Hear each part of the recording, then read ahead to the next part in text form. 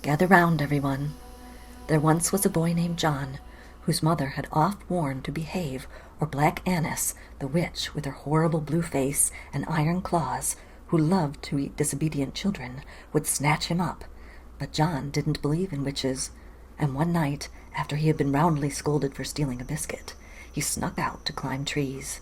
As he was grabbing at a branch, he heard a strange sound, as if someone were grinding their teeth.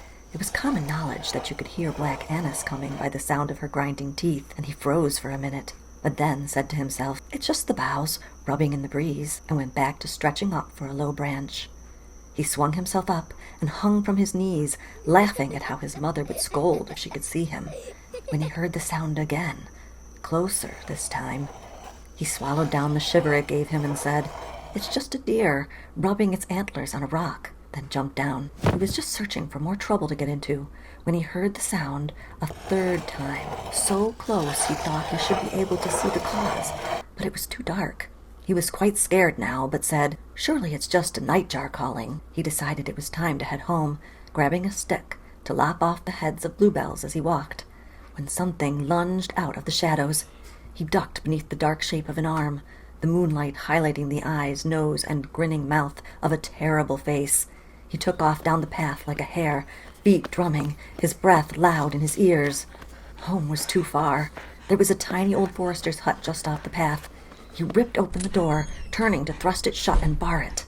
Before he could do anything more, the shutters to the small single window burst open, the latch torn away, and Black Annis's face was there, grinning, clawed hand gripping the frame.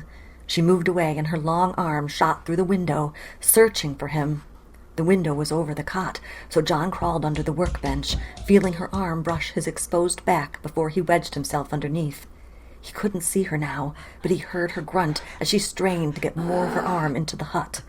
Then there was silence for a minute. He dared to peek from under the bench. Then something thumped against the door. It rattled on its hinges, the bar jumping in the bracket. She was trying to break down the door. He pulled back, too scared to watch.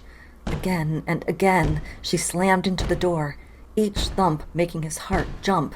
After several attempts, there was silence again. Then he heard her grunt and felt the air stir again. She was back at the window. All night she rattled the door and groped through the window.